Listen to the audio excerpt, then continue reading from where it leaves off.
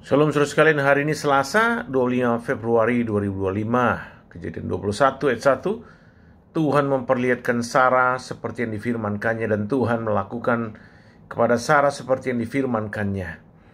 Saudara, sebenarnya minggu ini kita belajar tentang bagaimana Tuhan menggenapi janjinya kepada Abraham dan Sarah dengan memberikan anak kepada mereka di masa tuanya. Saudara, dalam versi English disebutkan the Lord visited Sarah as he had said, and the Lord did Sarah as he had promised. Nah, saudara, dalam bahasa Alkitab bila disebutkan Tuhan visit seseorang, menjumpai seseorang, tentu tujuannya ada, khusus. Nah, itu kita lihat saat Tuhan menjumpai Yakub, menjumpai Musa, menjumpai Gideon, menjumpai Zakaria, ayah Yohanes, dan yang sangat khusus menjumpai Maria, ibu Yesus.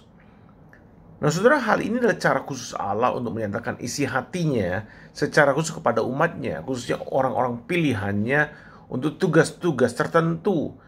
Nah, memang dalam bahasa Indonesia, arti visit di sini diterjemahkan menjadi memperhatikan. Allah memperhatikan Sarah. Jadi lebih dari sekedar berjumpa, tetapi memperhatikan tuh caring dan melakukan sesuatu dalam visitnya. Nah, itulah yang kita lihat efek dari visitasi yang dilakukan Allah kepada Sarah.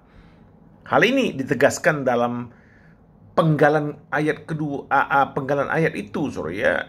Tuhan melakukan kepada Sarah seperti yang dijanjikannya. Nah, di sini Tuhan menyatakan bahwa Dia adalah Allah yang tidak pernah lupa akan janjinya. Waktunya sangat mungkin tidak seperti waktu kita, mungkin sekali, saudara. Namun Dia selalu setia. Mungkin waktunya lebih panjang atau lebih singkat. Kita tidak bisa mengkotakkan Allah dengan waktu kita. Nah, saudara, pertanyaan yang paling penting adalah kapankah kita dijumpai Allah, divisit Allah, divisit oleh Tuhan secara pribadi seperti Tuhan melakukannya kepada Sarah, seperti Tuhan melakukannya kepada Abraham. Melalui apa? Saudara, mungkin saudara bertanya demikian. Tuhan menjumpai kita melalui firman-Nya. Saat kita membaca, meditasi firman-Nya secara pribadi, itu salah satu cara yang mungkin. Atau saat kita sedang mendengar khotbah mungkin.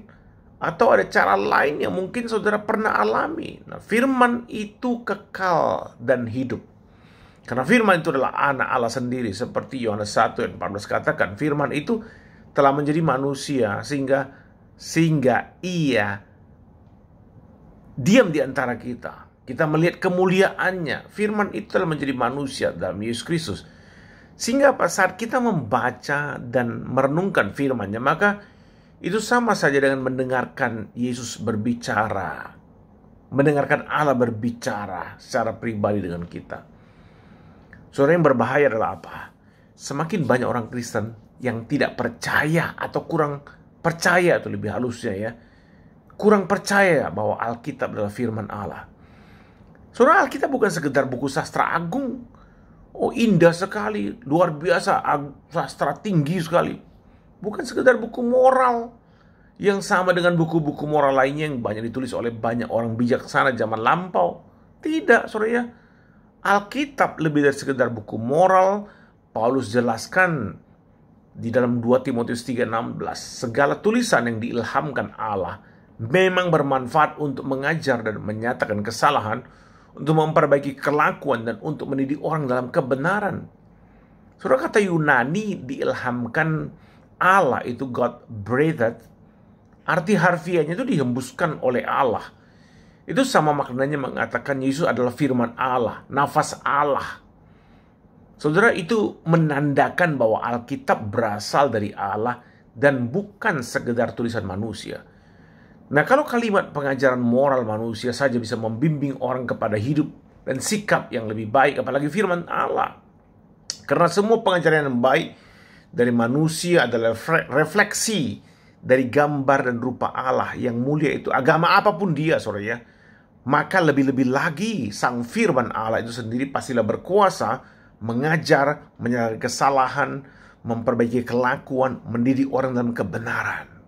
Nah, kembali kepada pertanyaan saya tadi, kapankah terakhir kali kita dijumpai oleh Allah?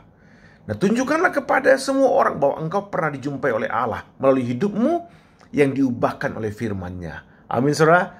Tuhan memberkati kita sekalian.